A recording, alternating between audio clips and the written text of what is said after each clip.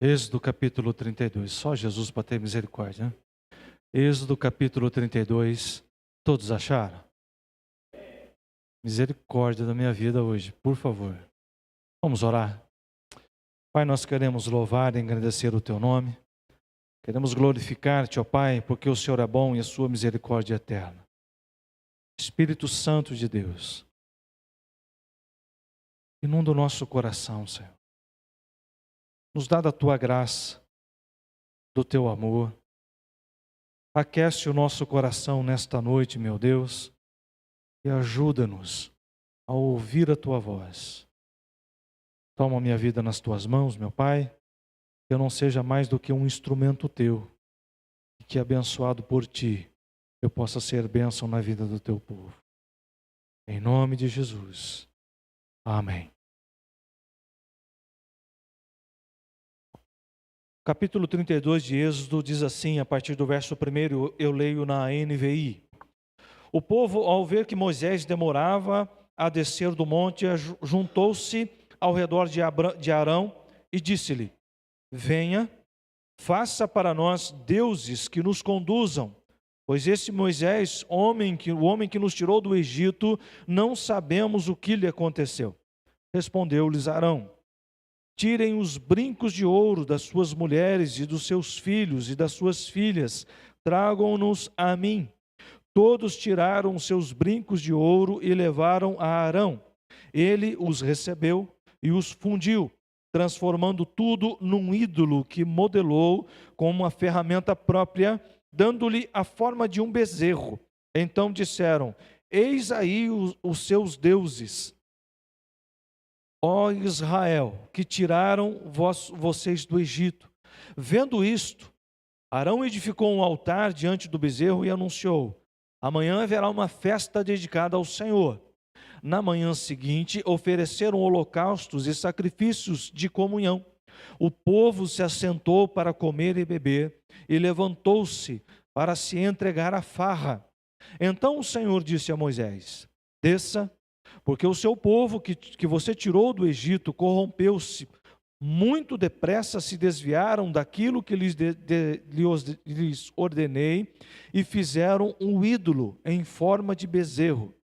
Curvaram-se diante dele e ofereceram-lhe sacrifícios e disseram: eis aí, ó Israel, os seus deuses que tiraram vocês do Egito.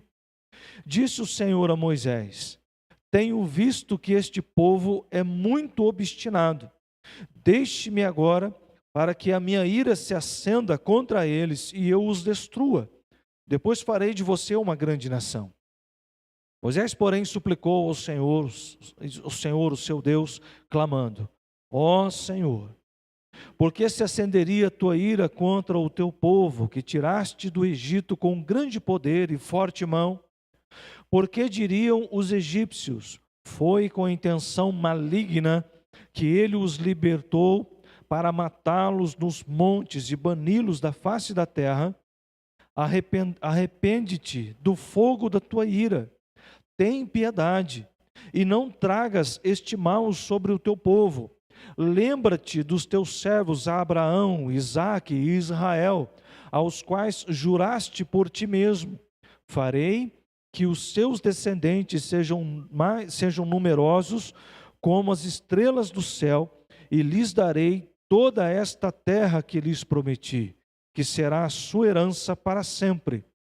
E sucedeu que o Senhor arrependeu-se do mal que ameaçara trazer sobre o povo. Até aqui. Se você pegar assim em Êxodo capítulo 24, Êxodo capítulo 24 mostra quando Deus chama Moisés, e Moisés vai então ao monte, sobe ao monte, eu vou te passar algumas instruções. E quando Moisés então sobe, ele leva consigo o seu auxiliar, Josué. E quando eles estão subindo, Josué chega até certo ponto e para até ali e fica observando de longe. Moisés então sobe ao monte e começa esse diálogo com Deus. E Deus vai passando para ele todos os detalhes, tudo aquilo que Deus queria que ele fizesse. acerca das ofertas, acerca da Arca da Aliança, acerca dos parâmetros do templo, do que deveria ser feito, do local de adoração e de outros detalhes que Deus então vai enchendo o coração de Moisés com aquilo. É interessante que se você ler lá o capítulo 20, o final do capítulo 24, você vai ver que a lei já estava escrita. Deus diz assim: eu vou te dar a lei que está escrita em tábuas de pedra. Não é que Deus havia de escrever. Você acha que Deus ia demorar 40 dias para escrever em 2 tabuinhas de pedra? Não, já estava pronto. Ele já havia preparado e queria entregar isso nas mãos de Moisés, mas não era só entregar e pronto, vai embora. Ele tinha algo para tratar no coração de Moisés, e este algo ele se estenderia até o povo. Um povo que sai do Egito com a mão poderosa de Deus, debaixo do poder de Deus, e Deus faz as maiores manifestações físicas do poder de Deus, elas são vistas pelo povo de Israel exatamente no deserto. Quando Deus livra o povo do Egito, durante a peregrinação no deserto, Deus vai operando sinais e maravilhas, e o povo está assistindo tudo isso. Quando o povo chega um determinado tempo, já quase terminando os 40 dias, a coisa começou a ficar um tanto diferente. O povo começou então a dizer assim: por que nós vamos esperar por esse Moisés que não volta mais? E já era. Eu não sei o que aconteceu lá, mas ele não volta. E aí cria-se uma expectativa, um desejo de uma resposta, e essa resposta muitas vezes é alvo da nossa própria ansiedade. Nós vamos vivendo num mundo de respostas muito rápidas. Quando na década de 90, com a globalização já em alta, vem o ápice, o crescimento da grande rede da internet, Wide World Web, www, vocês não sabem o que significa aqueles 3 Ws, Wide World Web. Tá? Então, aquilo deu assim uma alavancada na globalização de forma exponencial. Tanto é que se você viajar hoje para alguns lugares longínquos, você chega lá e o povo está super antenado com tudo. Mas como é que pode? Internet. Em 2011 eu estive no Amazonas, com as comunidades ribeirinhas. Hoje eu comentava com o pastor Sebastião, com meu irmão, na hora do almoço. A gente estava dialogando ali. Uma das coisas que mais me espantou foi chegar numa tribo indígena no meio do Amazonas. E quando eu cheguei naquela tribo indígena no meio do Amazonas, os caras têm uma internet melhor do que a nossa. Como é que pode um troço desse? Os caras com internet, que negócio de 4G lá já tinha, aqui não tinha ainda. O negócio estava super assim. A Samsung mantém um laboratório de informática lá no coração da tribo. E você precisa ver como é que é rápido o negócio lá. Não trava de jeito nenhum, dava até para fazer ligação do celular no meio da Amazônia. Então, hoje não existe mais um povo desatualizado. Todas as cidades, as pequenas cidades espalhadas ao redor do Brasil e do mundo, elas são conectadas com a internet e tem uma gama de informações assim muito grande. O povo chegou no momento aqui que eles queriam uma resposta, e a ansiedade ela vai causando em nós um comportamento que nos leva a esquecermos de Deus, a virarmos as costas para Deus. Afinal de contas, eu tenho resposta para tudo que eu preciso.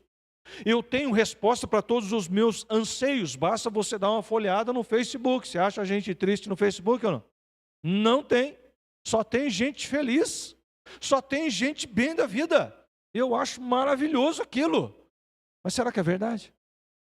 Até que ponto as pessoas estão criando para si um estilo de vida, um comportamento, uma imagem, uma ideia, uma ideologia que vai conduzi-las à presença do Espírito Santo? Não vai. Não vai. O povo chegou diante de Arão e disse assim: olha, você vai fazer para nós um bezerro de ouro. Já que vocês estão pedindo com tanta educação, aquela pressão toda, traz os brincos, traz as argolas de ouro.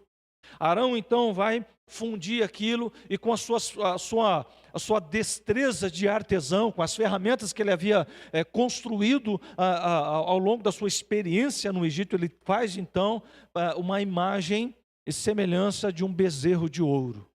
E o povo então começou a adorar o bezerro de ouro. É interessante que o texto nos diz assim que Arão, vendo isso, versículo 5, disse assim: edificou um altar diante do bezerro e anunciou: amanhã nós vamos fazer festa. Amanhã nós vamos fazer uma festa dedicada ao Senhor.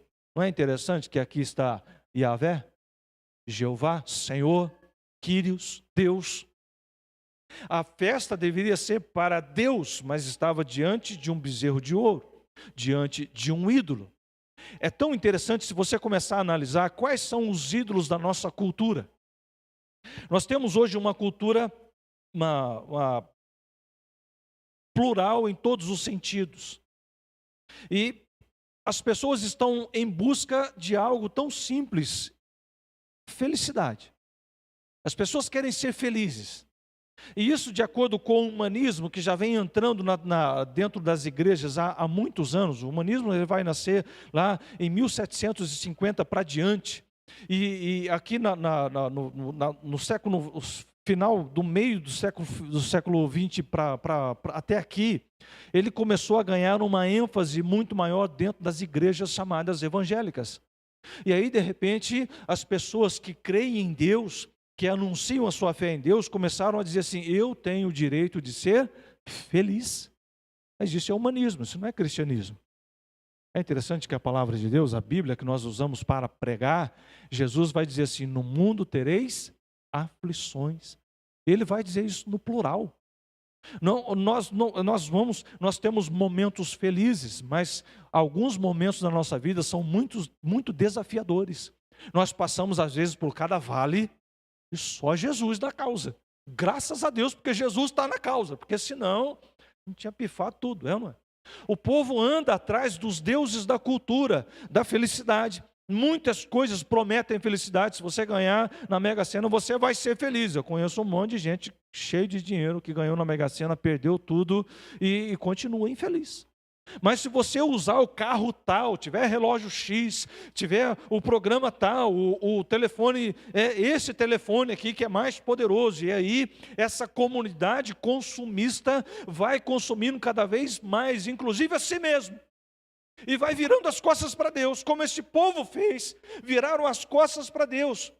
E vivendo uma vida completamente assim, fora do padrão, fora do contexto, fora da vontade de Deus, fora de tudo aquilo que Deus estava preparando para o povo. Tanto é que Deus vai dizer assim: olha, Moisés, vamos fazer o seguinte: a minha ira se acendeu. Não queira ver o tamanho da ira de Deus. Não queira ver o tamanho da ira de Deus.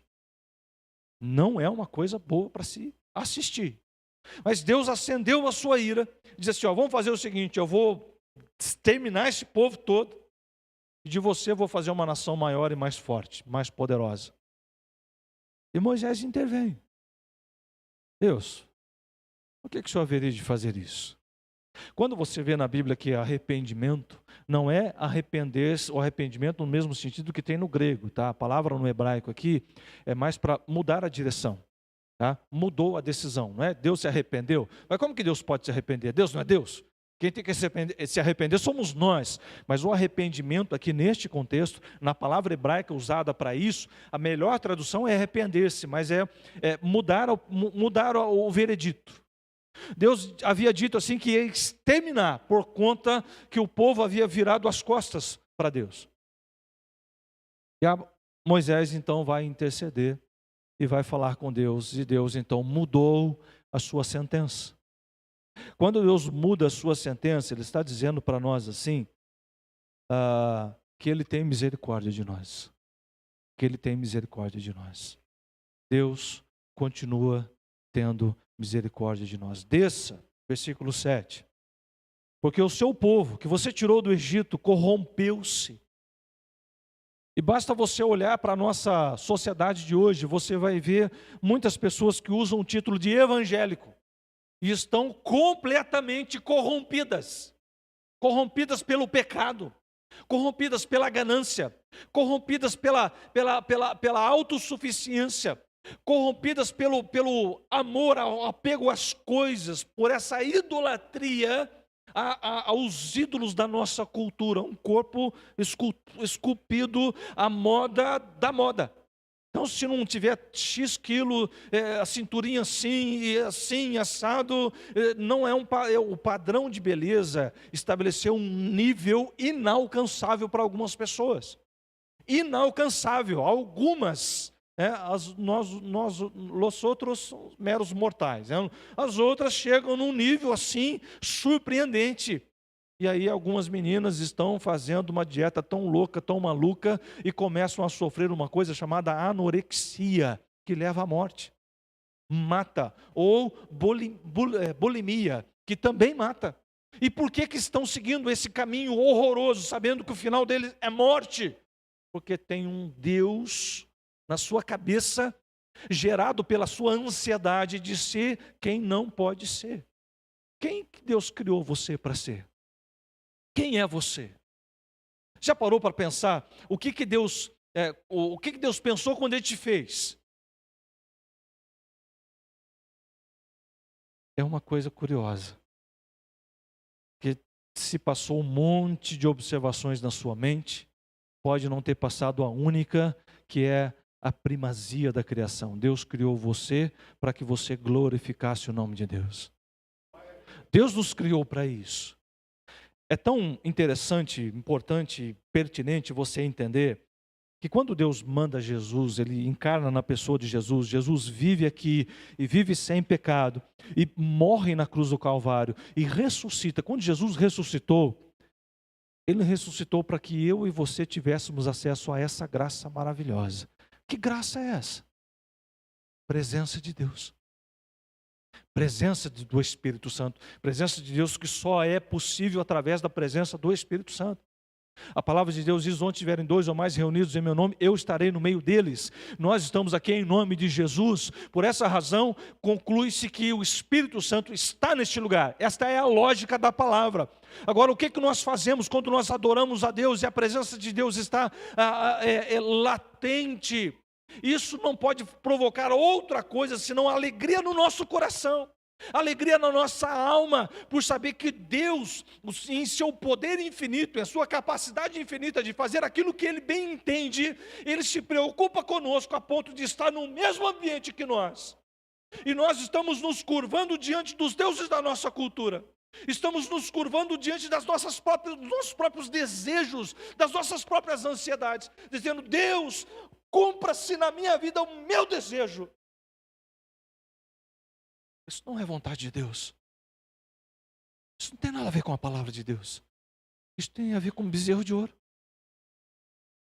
Isso tem a ver com bezerros de ouro.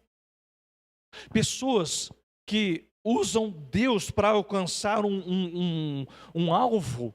Eu tenho vontade de ter tal coisa, então eu vou buscar a Deus para alcançar essa coisa. Você está transformando Deus num ídolo. Se você usa Deus para saciar um desejo da sua alma, você está transformando Deus num ídolo. Deus não está aqui para resolver as suas questões. Deus não está aqui para saciar a sua própria vontade. Deus não está aqui para fazer aquilo que você deseja. Deus está aqui para olhar para nós com misericórdia, que ainda tem tempo, ainda há tempo, e estender para nós uma oportunidade para não abrir a terra. Se você continuar lendo o texto, você vai ver, para não abrir a terra e consumir, e foram mais de 3.000 ali, numa golada só, que a terra engoliu. E aqueles que se arrependeram, e aqui no sentido de arrepender, de deixar de seguir o bezerro de ouro e voltar-se para Deus, foram salvos. Não é interessante que Apocalipse capítulo 10 diz que quando a trombeta soar, o tempo dos pecadores cessará. O tempo dos pecadores cessará. E o que significa isso? Quem aceitou Jesus e viveu para a glória de Deus será salvo. Quem decidiu viver para si mesmo já está condenado. A previsão mais do que otimista de Mateus capítulo 25, da parábola das 10 virgens, para lá de otimista. Você analisar, você vai ver que ali é provável que 50% da igreja fique e 50% da igreja vá. Mas não é isso que a realidade mostra. Não é isso que a nossa realidade mostra para nós. Quando você vê que a característica evangélico, que deveria ser que é um adjetivo tão especial quando se refere ao Evangelho de Cristo, mas tornou-se uma marca pejorativa, tornou-se uma marca pesada, a ponto de algumas pessoas, por exemplo, não contratam o evangélico. Por quê? Porque algumas pessoas passaram por ali e deram um mau testemunho tão intenso, tão negativo, tão pejorativo, que falar de evangélico causa ojeriza. Você não sabe o que significa isso? É nojo. Causa nojo. Ao ponto que, quando nós olhamos para Atos capítulo 2, o Pentecoste, Atos capítulo 1, melhor dizendo, versículo 8, vai dizer: mais recebereis poder ao descer sobre vós o Espírito Santo, sereis minhas testemunhas. Para que serve o poder de Deus? Poder de Deus. Deus Pai, Deus Filho, Deus Espírito Santo. Não é uma hierarquia. É Deus Pai, Deus Filho, Deus Espírito Santo. Então, quando eu sou salvo por Jesus, eu sou salvo por Deus. Quando eu sou cheio do Espírito Santo, eu estou cheio do Espírito de Deus. Você tem consciência disso ou não? Amém? Então percebe o tamanho da responsabilidade que é buscarmos uma vida cheia do Espírito Santo de Deus, com todo o poder de Deus. E para que é esse poder? Para sermos uma testemunha eficiente e eficaz. Eficiente, que as pessoas possam olhar para nós e ver a glória de Deus. Eficaz, que esse amor que nós temos a Deus é tão intenso que as pessoas desejarão servir o Deus que nós servimos. É simples assim. Não existe fórmula mágica no Evangelho. Não existe assim alguma coisa assim que como que se Deus vai bater com uma varinha de condão na tua cabeça e santificar você. Não, isso é mudança de hábito. Isso é mudança de posicionamento. Isso é mudança de vontade, de desejo da minha alma, de querer obedecer a palavra de Deus e servir a Deus. Nós estamos tão ocupados conosco mesmo, tão ocupados com as nossas crises. Ai, pastor, eu estou vivendo uma crise. Mas quem não está, gente? Quem que não está vivendo crise nesse mundo tenebroso que nós estamos vivendo, que é tenebroso desde o tempo de Noé, continua tenebroso e vai ficar tenebroso até Jesus voltar. Mas quando Jesus voltar, aqueles que se mantiverem fiéis, cheios do Espírito Santo, da presença de Deus, subirá com a igreja do Senhor, a igreja de Cristo, a igreja de Deus.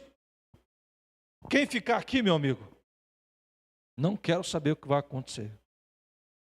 Eu quero ir para a glória. Mas para que isso se concretize na nossa vida, o que nós precisamos definitivamente fazer é fazer uma análise na nossa alma.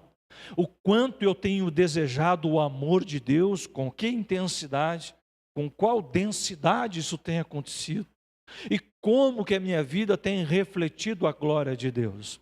É tão interessante observar Hebreus capítulo 12, versículo 14, diz: seguir a paz com todos e a santificação, sem a qual ninguém verá o Senhor. A análise mais correta desse texto, que é seguir a paz com todos, com os de dentro e com os de fora, independente de quem seja. E a santificação, ou seja, um estilo de vida que as pessoas possam viver na presença de Deus de maneira simples. O que é ser santo, ser santificado? É que tudo aquilo que eu faço, ele anuncia a glória de Deus. E ao final do versículo, para que Deus seja visto, não é para que lá no final da minha vida eu veja Deus, para que eu veja Deus, vá ver Deus fisicamente, não, é para que as pessoas olhem para você e vejam que em você há um amor tão intenso, há uma abundante graça de Deus no seu coração, tão presente, tão marcante, que as pessoas olharão para você e vão começar a chorar arrependidas dos pecados. Já parou para pensar nisso? Eu gosto de lembrar do Wiley Moody. Moody aluga um anfiteatro enorme, começa a reformá-lo. Eu acho que é Spurgeon, não é Moody, é Spurgeon, que isso foi em Londres, o outro é americano. Spurgeon. Ele aluga um anfiteatro, começa a reformar um anfiteatro, tal, aquela coisa toda, os pedreiros estão trabalhando, ele sai com um amigo de manhã e fala: vamos passar lá para ver como é que está? E vai, começa a examinar, e sobe assim na plataforma, tal, aquela coisa toda, e ele chega até o lugar onde fica o púlpito e diz assim: deixa eu fazer um teste. Eis o Cordeiro de Deus que tira o pecado do mundo. Testando a acústica, um diafragma poderoso, lá na ponta, lá um pedreiro caiu de joelhos, chorando, clamando pelo sangue de Cristo. Isso é poder de Deus. Isso é o amor de Deus manifesto através do meu testemunho, do meu comportamento de vida, do meu estilo de vida, das coisas que eu gosto, das coisas que eu deixo de gostar, da maneira como eu encaro toda e qualquer situação.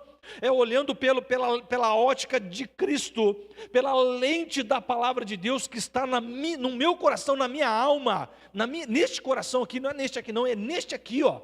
Eu me delicio na palavra de Deus, porque, como diz o salmista, assim como a corça suspira pelas águas, minha alma anela por ti. Uma corça consegue sentir o cheiro das águas a 2 quilômetros de distância, e anela pela água, e busca pela água com a sua própria vida. E nós estamos diante da possibilidade de sermos tocados pelo Eterno. Estamos diante da possibilidade de sermos tocados pelo Espírito Santo. O que nós estamos fazendo por isso? Qual é o nosso discernimento? Qual é o nosso movimento? Qual é a nossa atitude? Grosseiramente, de dizer, Deus, se o Senhor não falar comigo, eu não volto mais. Como se Deus tivesse a obrigação de falar com você.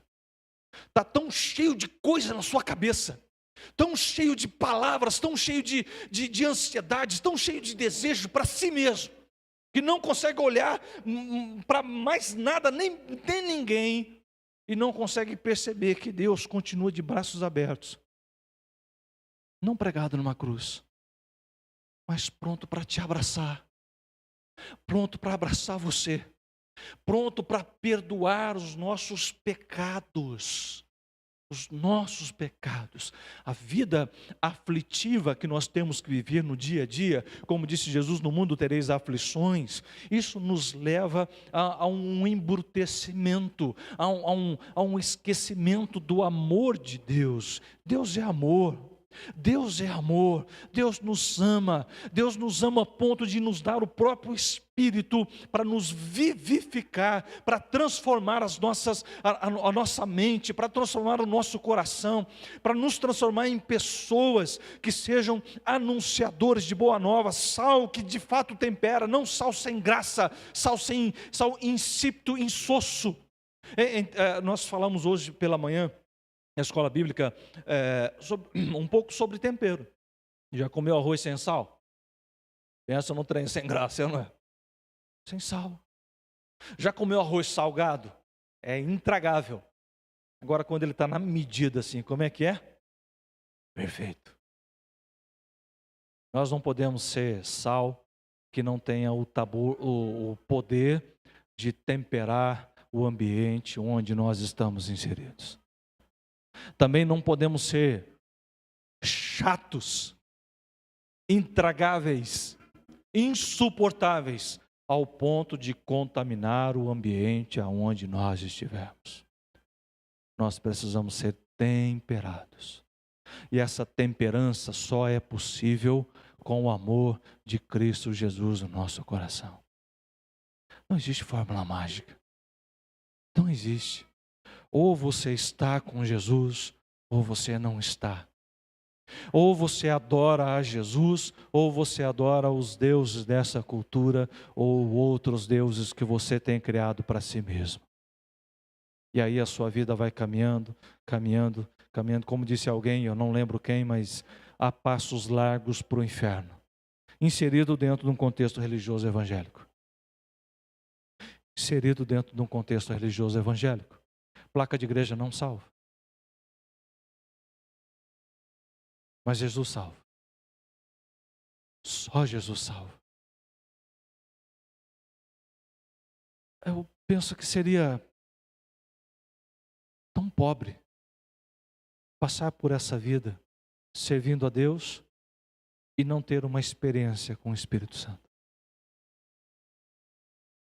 Penso que seria uma vida cristã muito pobre. Passar por essa vida dizendo ser cristão, levando o nome de cristão, carregando essa marca, no entanto, não sabe o que é estar na presença do Espírito Santo, não sabe o que é ser cheio do Espírito Santo, não sabe o que é caminhar no Espírito Santo, não sabe o que é viver uma vida de santidade. E muitas vezes não sabe, não é porque não quer, não é porque não tem conhecimento, mas é porque o seu desejo pelo bezerro de ouro é muito mais intenso do que você pode imaginar. Seu desejo pelas coisas, pelo estilo de vida, por aquilo que você quiser colocar aí, entre aspas, coloca o que você quiser. Dinheiro, diploma, casamento, filho, etc, etc, etc, etc, etc. Isso tem tirado o nosso foco daquilo que é essencial. Stephen Covey fala que existem as coisas importantes e as coisas essenciais. E nós provocamos uma inversão de valores. Chamamos de essencial aquilo que é importante. É importante trabalhar? Sim, é importante trabalhar. Adorar a Deus é essencial. E nós focamos toda a nossa força, toda a nossa energia, toda a nossa inteligência, todas as nossas emoções em trabalhar. Aí Jesus vem, você fica com todo o seu trabalho. Não é esse o ideal. Nós precisamos trabalhar e de fato precisamos, e Deus tem nos abençoado, Deus tem aberto portas, Deus tem feito coisas tremendas e maravilhosas na vida de muitas pessoas, mesmo em meio à crise financeira que nós passamos. Mesmo em meio à crise financeira. Não é este o foco. O foco é que nós estamos dando margem para criar ídolos adequados às nossas vontades, aos nossos desejos, aos nossos anseios. E fazendo isso, viramos as costas para Deus com uma destreza tremenda. Hoje eu não vou no culto não, tem jogo. Hoje eu vou no culto não, porque... hoje eu não vou na escola bíblica não, porque tem que acordar cedo no domingo. Você já não acorda cedo a semana toda? Só mais um dia. Dorme depois do almoço, né? Glória a Deus, aleluia. Porque você bater aquela feijoada abençoada, dá uma cochilada, tudo certo. Mas eu tenho razões para dizer isso. Tenho razões para dizer isso. Conversava com um moço. E aí, o que está acontecendo? Como é que eu posso... Não, sabe o que é? É muito longe. Para ir na igreja, eu moro muito longe. Fala isso para mim não, queridão. Não serve. Não serve. Eu morava no Parque da Represa. Já devo ter contado isso. Por quem já ouviu, vai escutar de novo. Por gentileza, tenha paciência. Morava no Parque da Represa. Era membro da igreja no centro de Campinas. Domingo, busão, assim, lá tinha um de manhã, outra à noite. Não dava para... Nessa época já tinha 4 busão por dia. É ou não é? Então eu acordava às 5h30 da manhã, pegava o ônibus 10 para 6, chegava no centro da antiga rodoviária, lá em Paulínia, 15 para 7, pegava o busão 7 horas, chegava 20 para as 8 em Campinas. O culto começava às 9, chegava 20 para as 8. Aí eu vinha para Nazareno Central, ficava ali, assistia o culto das veinhas, né? Tem o culto das veinhas dos velhinhos lá de manhã, assistia o culto ali dos velhinhos, quando dava a hora eu subia, ia para a igreja, 9 horas eu estava lá para a escola bíblica, saía de lá meio-dia para vir embora para casa. 5h30 eu estava de volta na igreja. Eu tocava no coral, um coral de adolescentes, tocava no louvor, cantava no coral de jovens, fazia parte da equipe do som. Não tinha um domingo que eu não chegava esse horário lá. E às vezes eu tinha dinheiro só para ir e voltar uma vez. Passava o dia na igreja, mas não perdia culto. Por chuva? Por sol? Horário de verão? Nenhum motivo me impedia de ir à igreja. O que aconteceu com o povo hoje? O que aconteceu que o povo não dá o devido valor à presença de Deus? Deuses da nossa cultura. Bezerros de ouro. Bezerros de ouro criado pelo próprio povo. Qualquer motivo é motivo para não ir à igreja. Vou lá na igreja dar dinheiro para o pastor. Não dá dinheiro para mim não. Se você está pensando que está dando dinheiro para mim, guarda o teu dinheiro. Não faça isso. Vai usar o seu dinheiro para outra coisa. Porque quando você traz o dízimo é para o Senhor. Não é para mim. É para o Senhor. Se você vem na igreja para ver se Deus fala com você, não perca seu tempo. Deus fala todo o tempo todo. Você é que não está percebendo. Está tão surdo com as coisas que estão sendo ditas na tua cabeça que você não consegue valorizar um momento de culto. Nós não podemos vir para a igreja para desencargo de consciência. Pelo amor de Deus, não faça isso. Se você vem para a igreja para desencargo de consciência, fique em casa. Mas se você vem para a igreja, você vem para adorar a Deus. Você consegue ter essa concepção, essa ideia de que quando você vem para a igreja, Deus está aqui para receber a sua adoração? é o seu culto. E aí nós adoramos a Deus na coletividade e falamos com Deus, e aí Deus fala conosco. E quando o povo se rende à presença de Deus, quando Deus se agrada de nós, se agrada da nossa oferta, se agrada da nossa vida, o fogo desce do céu. Fogo desce do céu. Quando você vê primeiro Reis, capítulo 18, quando Elias, ele prepara o altar, com as pedras lá e tal, a lenha, e põe o animal em cima e abre uma valeta em volta e manda derrubar um galão de água, aqueles galão de 200 litros de água, e vão 7 daquele, e vão derrubando, e vão derrubando. Se você ler o contexto todo, você vai ver que fazia 3 anos que não chovia. A água estava caríssimo. Estava caríssimo, passava com esse caminhão-pipa assim para encher as barricas d'água, e o rei tinha um pouco mais de água, e o rei mandou, faz o que ele está falando. Foram 7. Imagina quantos litros de água foram jogados ali. E aí aquela situação toda, e quando ele começou a orar, se você cronometrar a oração de Elias, não dá 1 minuto. Oh Deus, para que esse povo saiba que bezerro de ouro não vale nada, recebe a tua oferta, manda fogo do céu. Desceu fogo, lambeu a água toda, consumiu a oferta. Quando nós chegamos aqui para adorar a Deus, você chega aqui para apresentar a sua oferta diante do Senhor. O que você tem para oferecer para Deus? O que você trouxe hoje para oferecer para Deus? Não estou falando de dinheiro, tá? Não vou pedir dinheiro para você. Mas o que você tem aí no seu coração? Que você pode hoje dizer assim, Deus, está aqui. Eu quero te adorar. Eu quero estar na tua presença. Eu quero ser cheio do teu Espírito Santo. Porque o Senhor é bom e a sua misericórdia é eterna. O Senhor é bom e a sua misericórdia é eterna.